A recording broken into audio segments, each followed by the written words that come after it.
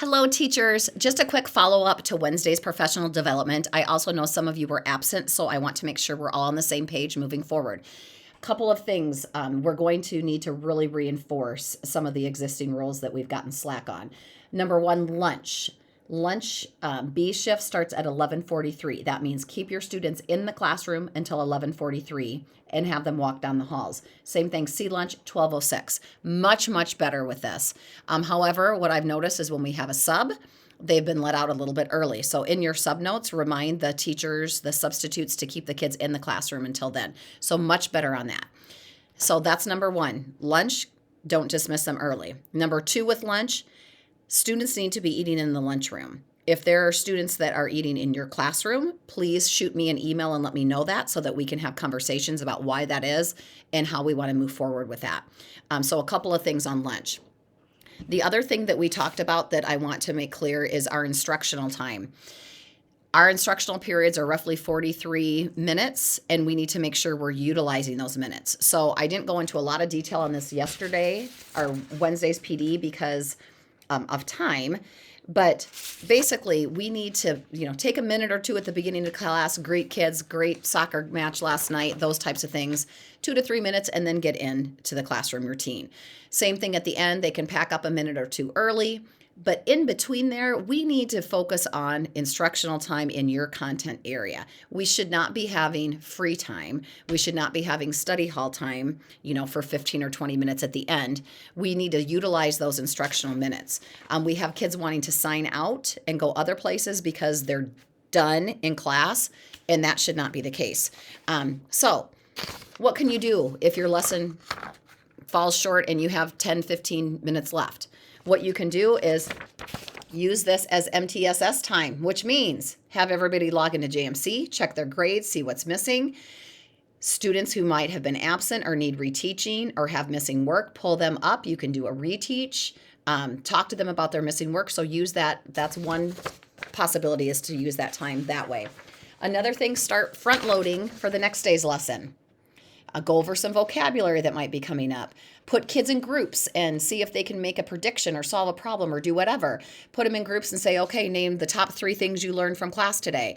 Tell me one thing you still have a question about. Share with each other your interpretation of this. Have some of those conversations, those learning conversations taking place.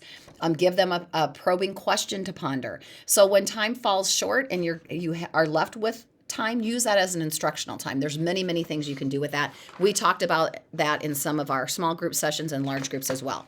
So that is going to help with students wanting to leave during instructional time. Here's the big thing. Nobody should be signing out to go anywhere during content level classes.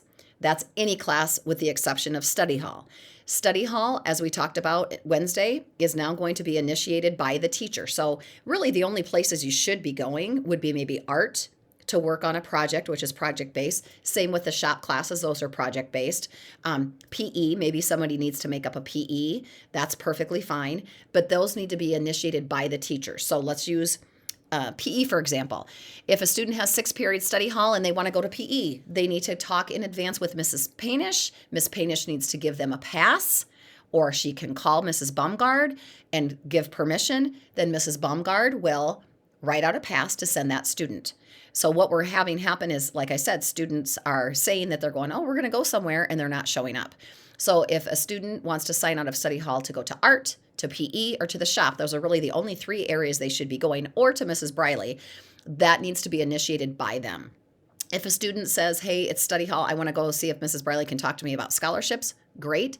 But we need to call Mrs. Briley and see if she's available first. We need to respect her time as well, because her plate is really full. So what bottom line is, we need to use our instructional time wisely. Get everything we can out of that period.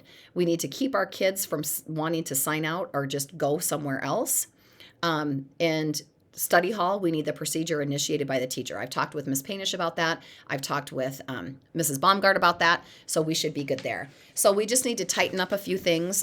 We need to team together on all of this. Like I said, at PD, we have a lot of kids roaming, a lot of kids just leaving class, even with permission to go see another teacher, go hang out in another classroom, go chat with Mrs. Briley, go hang out in senior study hall. No, we need to focus on our instructional time, hold our kids accountable for their learning, hold ourselves accountable for their teaching, and finish this year strong. If you have any concerns about this, I'm happy to have individual conversations with you. I have prepared a video. It's like 5-6 minutes long that I'm going to ask to play at the very end of the school day, so probably like around 3:15. I will have everybody in your class periods, in your classroom, show that video to announce that to the students. I'm aware that some students might have pushback on this, and address that however you choose. If you want to handle that on your own, great. If you need my support, I am here to help.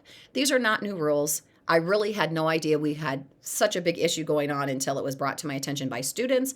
And also when I started noticing kids roaming around in the hallways, and when I started trying to call kids to come to the office and they're not where they're supposed to be. So we will finish strong. We will tighten up on this. I am here to support you. If you have concerns, if you have students that are giving you a hard time on this, let me know. I am happy to address it. Thank you so much.